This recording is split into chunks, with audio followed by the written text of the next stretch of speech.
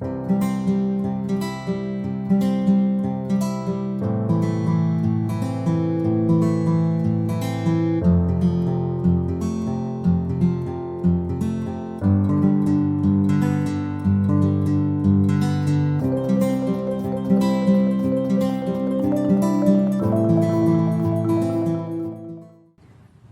last week I was absent from you all. I was in my 50th high school class reunion. Go ahead, I can see you doing the math. It's all right. I'm happy and proud to be this age. And we gathered for a fabulous reunion. And the word reunion has implications. It implies that there was once a union. There was once a gathering, a common purpose that brought people together. For my high school, of course, it was classes and teachers, some social experiences, and some more classes, teachers, and graduation. We experienced reunion again and again. It's a time of unification. And we, at this very moment, are in reunion. Everybody that's here in the chapel has been here before. We experienced the original union of spirit. As we share our energy, as we share our vibration, as we share our love, our prayers, our joys, our concerns and worries, as we share time together, we can't help but share the essence of who we are. Because that's the vibration that pours out of us, moves around us. So we are experiencing reunion every Sunday when we come together. We experience a reunion with Spirit. And we go out each week and we live our best life with varying degrees of success, as we're living in this human world. And we return Sunday for reunion again. For me, it's a really sweet coming and going. I look forward to being here on Sunday. It's invigorating. It's so lovely to be in meditation together. And the book study, and now, and afterwards in the man's for snacks. And throughout, we share all of our energy, our consciousness. Wherever our mind is going, that's what we're sharing with one another. We share laughter, we share tears, we share the joys. And this human realm, union, reunion with another, might become strained or taxed through misunderstanding. Ever have a misunderstanding with another person? Anytime we use words to communicate, text, oh my goodness, so easy to misunderstand. We put our own inflection into the words on the text or email, and wow, we've got something going on. We might have an episode of anger, disillusionment with another. We might be experiencing a time when our ego wants to be right, as it often always does. But that rightness means that somebody else is wrong. We don't make room, our ego doesn't make room for more than that possibility. I'm right, you're wrong.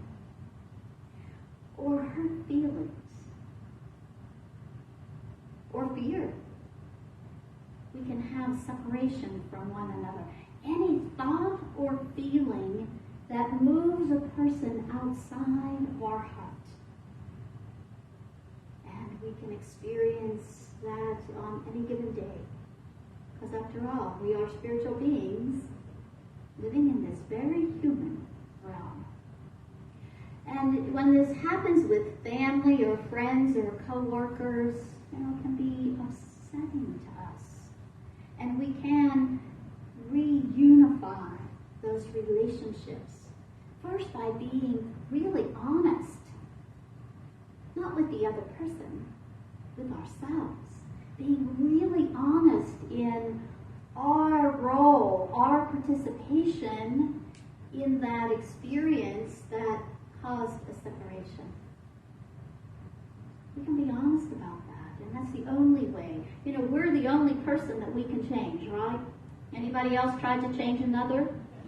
Yeah? Ever work? No. But we can change what's moving inside us.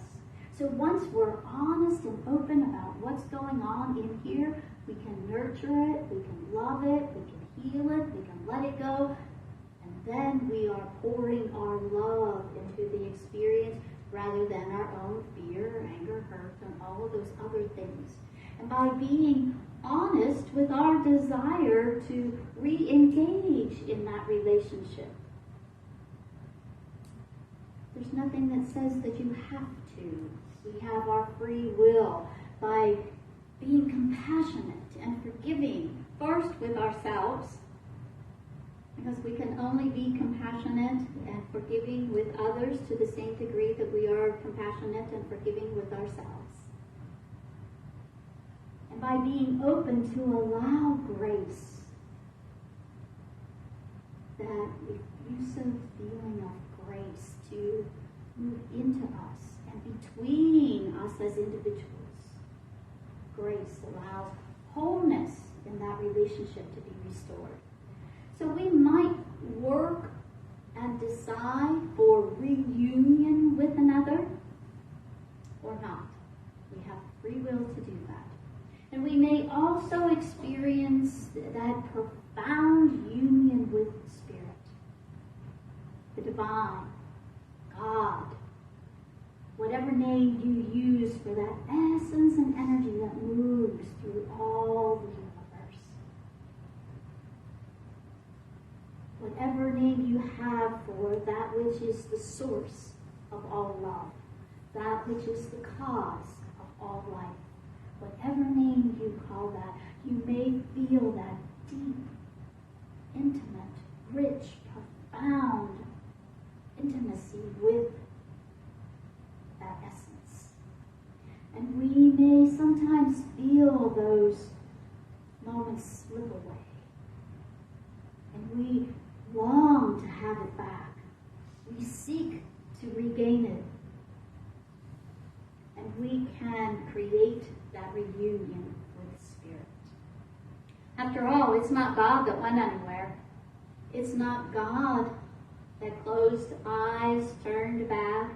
It's us. It's us that became distracted by the concerns and worries and events of the world. It's us who got entangled into all of the activities and experiences of life. And there are so many. I mean, we turn on the news and we can be drawn into the drama of the world. We don't have to step out far from our homes to be distracted by the political environment, the social justice environment, everything that's happening. In the world, we have earthquakes and storms, and we can be so easily distracted and walk away from that presence rather than bringing that presence into all of that with us. So how might we create this reunion with God? So the team of people who worked on the reunion from my high school, they met regularly. A year ago at least, they started planning. They strategized and organized. They all took tasks. They made sure that there was delicious food and music, and the venue was lovely, a photographer, and so much more. Sent us home with Hershey bars, and all the trinkets to commemorate the 50 years. There's a lot of planning and time devoted to that. So we too commit to our source. We commit to create and make time to be with the presence, to set aside time, to bring our awareness from all of this out here back within, to nurture our thoughts, to guide our words, and to be aware of our actions. So how do we do that? We begin with meditation and prayer. We go with it. We talked about this in the book study this morning. Where do we go? We go within. Because this world out here, well, you are all brilliant people. And all of the authors of all the books on spirituality and religion and how-to books, they are brilliant. And I'm so grateful that we have them. But they are not our answers. Our answers are within. All of the book studies are fabulous for getting us to think of a different aspect, a different approach, a different way of thinking about it. But the true answer is inside. Every single one of you, whatever's happening in your life, you have the answers inside. Others can help guide us there. And boy, are we grateful for that community that helps guide us, right? And all the books that teach us but we go within.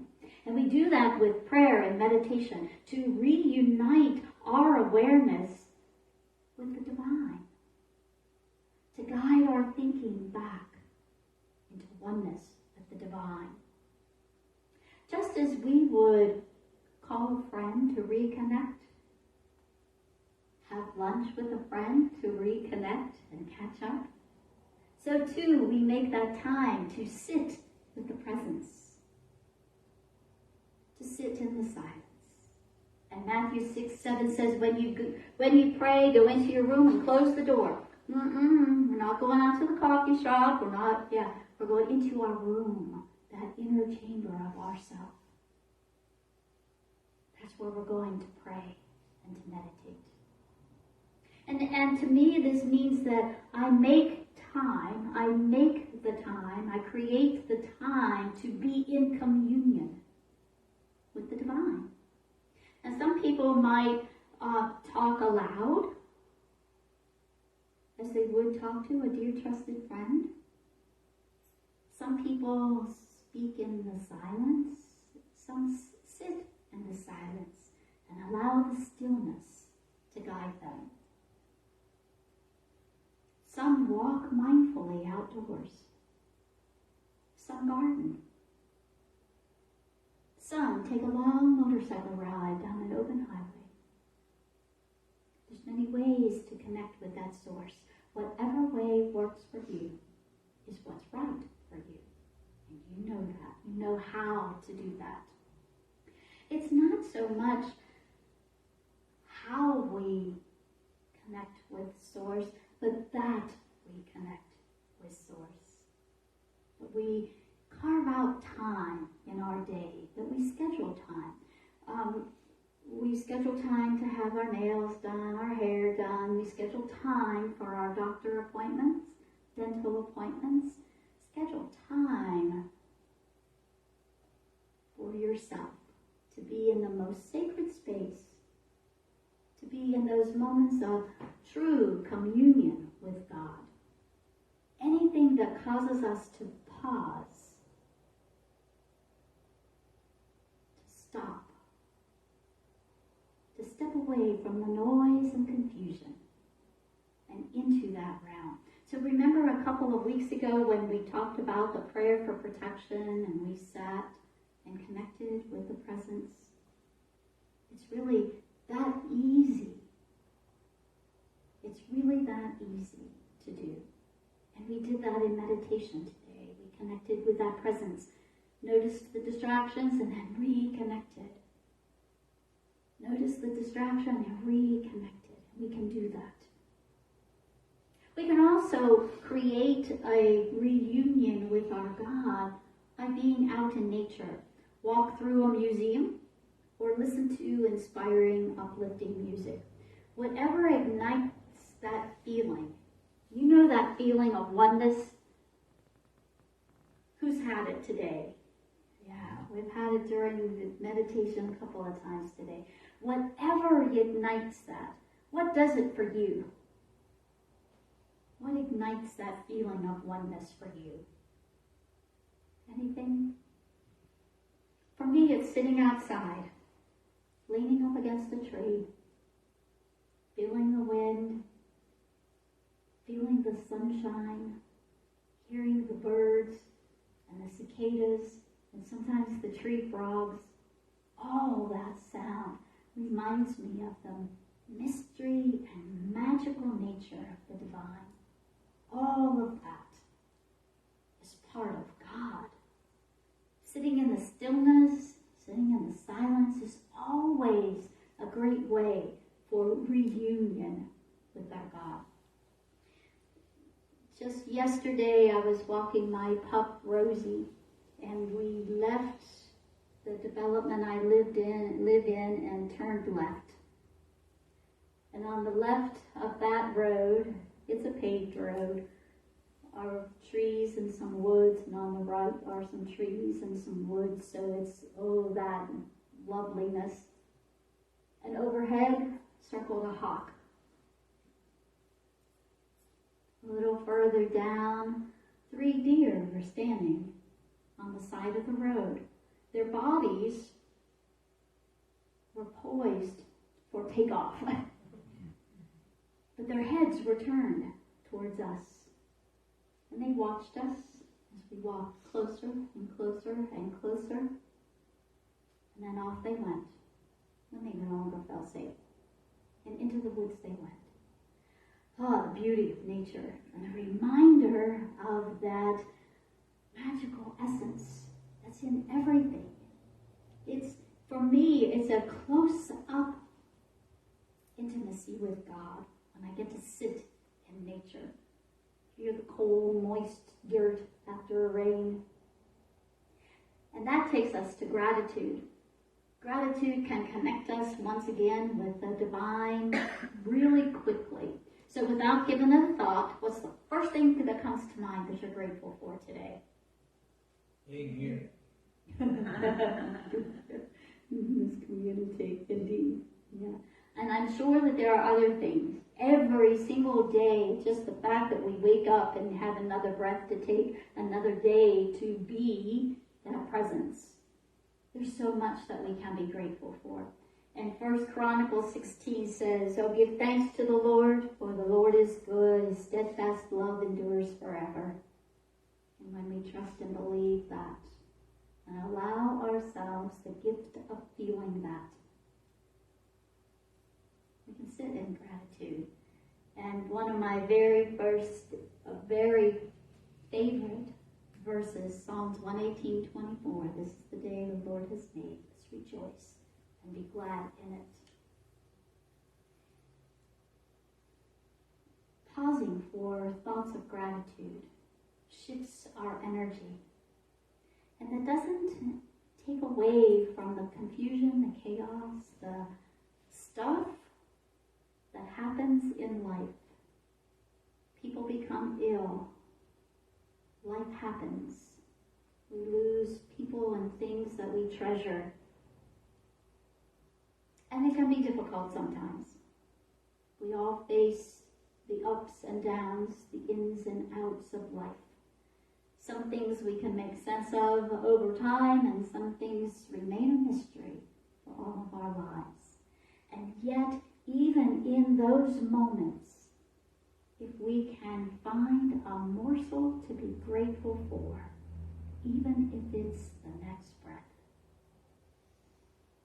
How many people have had a friend who's had a diagnosis and lived through it and was grateful to have had that experience for the closeness it brought them to their spirituals? I see a lot of head shaking. So what today might look like unfortunate tragedy or travesty, once we walk through some of these things, who can look back on their life and see an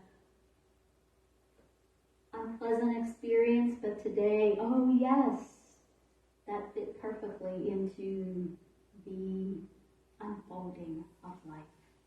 Not always, but we can do that. Practice giving thanks for something in the midst of all the stuff. And we guide our awareness to that presence, a closeness, a reunion with our God. And then we go to forgiveness and compassion. If we're feeling unforgiving, we're not feeling compassionate, chances are we're not feeling close to Spirit. Colossians 3:13 says, bear with each other and forgive one another if any of you has a grievance. So bear with each other. Forgive one another. We're all in this life doing our version of it, our best version of it, I believe. And Ephesians 4 says, get rid of all bitterness, rage, and anger, brawling, and slander, along with every form of malice. Be kind and compassionate to one another, forgiving each other. Now, forgiveness is sometimes a really big leap. Sometimes we're so darn angry. Sometimes we're so self-righteous in our being right that we forget that the other person has their stuff too, right? So we might just ease our way into forgiveness with a practice of compassion. And I learned this practice years ago, and it is remarkable because it draws that person that I'm feeling unforgiving towards, it draws them to me, not pushes them away from me. And I've shared this with you before, but I'll share it again. And if you want to practice, think of someone that you're maybe feeling a little snarky towards, or a little, they're over here, and you're not feeling great amounts of love for them. If you have someone in your life like that. And just hold this thought. Just like me, they are seeking to experience joy. Just like me, they are trying to avoid suffering. Just like me, they have experienced loneliness, sadness, and despair. Just like me, they are seeking to make meaning out of life. Just like me. For me, that softens my rough edges, that soothes the anger, because they are just like me. And we have those moments in life. And from that place of compassion and loving kindness, we can more easily move into forgiveness. Who has a regular forgiveness practice? It's been said that Charles Fillmore had a daily practice of forgiveness, looking at the day's events and noticing who he became at odds with, who he may have struggled with, things that he may have done or things that he perceived others doing to him. When we have this practice of forgiveness, we loosen ourselves from all of the anger, the feeling of rejection. And the practice of forgiveness, and I will say this every single time I talk about forgiveness, forgiveness never says that the offense or the transgression was okay. Forgiveness never says that. Forgiveness says, I'm going to untie myself from that so that I can live my best life. Forgiveness says, what you did was so egregious that I choose not to be bound to it, tethered to it, or attached to it in any way. Just untie it. It never says that what was done is okay. So when we have this practice of forgiveness, what did Jesus say about forgiveness?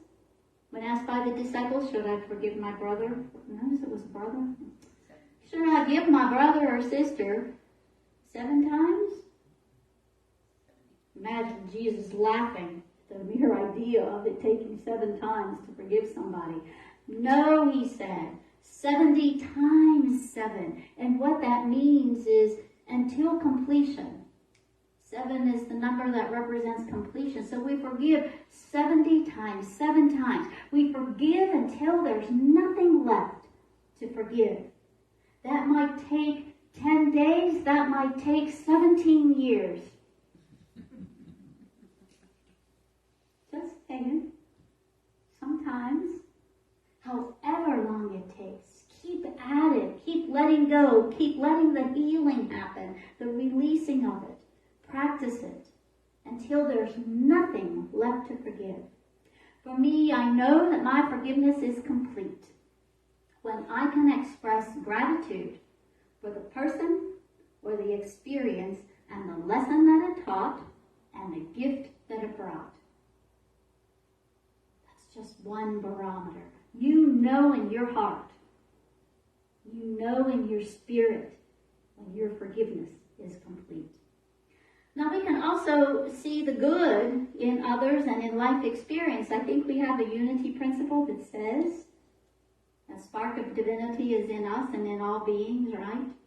Do you see that? Do I see that spark of divinity in every single person, every day, all the time? Afraid not. Afraid I don't. But Matthew 7:3-5 says, how can you say to your brother, let me take the speck out of your eye, when all the time there is a plank in your own eye? You hypocrite, first take the plank out of your eye, and then you will see clearly to remove the speck from another's eye. In fact, once you take the plank out of our own eyes, we may never see the splinter in another's eye. So tend to ourselves. Our minds create stories about what is happening all the time. Our mind creates the story. The future doesn't exist yet in our human realm, so we make a story about it, right? How many people made up a story about the person who ran the red light? You all made up a story.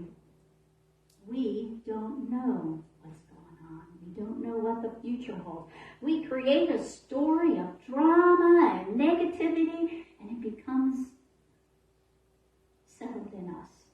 You know, our minds are hardwired towards negativity and self-protection. In the Book of Joy and in other sources, the Dalai Lama and Desmond Tutu said there are 4 basic feelings, 4 basic emotions. 3 of them are negative: sadness, anger, and fear. 3 of the 4 basic emotions. Is it any wonder that our mind drifts towards negativity? Is it any wonder that we make up a negative story about someone or something? Isn't any wonder that we slip into fear about the future? 3 of the 4 basic emotions take us there. But what is the 4th one? Is happiness. And we can choose to make up a story about happiness. So right now, that person that ran the red light, the stop sign, or didn't go quickly enough, make up a happy story. Make up a happy story. It's just as true as the negative story. It's just as true as the sad, fearful, angry story. So if we're going to make up a story in our mind, why not make a happy story? I have no reason not to.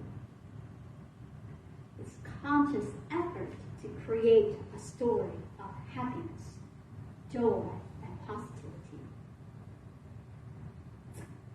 And finally, you will find other ways yourself to create that state of reunion with God.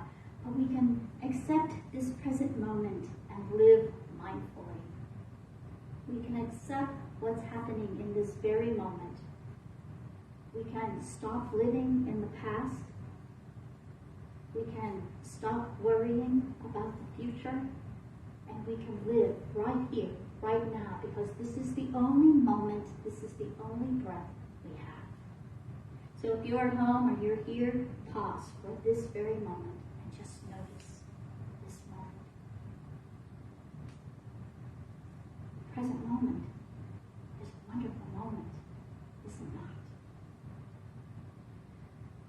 Matthew 6:34 says, "Therefore do not worry about tomorrow, for tomorrow will worry about itself." Each day takes care of itself. So let today be a gift that takes care of itself. Live this moment and this moment. Michael Kahn writes, "Whatever rises, love that." Eckhart Tolle, "The Power of Now." Byron Katie, "Loving what is." Not loving what was, not loving what's going to be, loving what is right here and right now. Don't fret over the rainstorms that were this morning because the sun is shining now. Right this minute, we can see it coming through the windows. How to Tame a Wild Elephant and Other Adventures in Mindfulness. We've spent 8 months already in these practices of mindful living that call us to this very moment. Only this moment to be present to. So let this be your affirmation. Present moment. Wonderful moment. Say that with me. Present moment. Wonderful moment. Like it's true. Present moment. Wonderful moment. Like you believe it to be true. Present moment. Wonderful moment.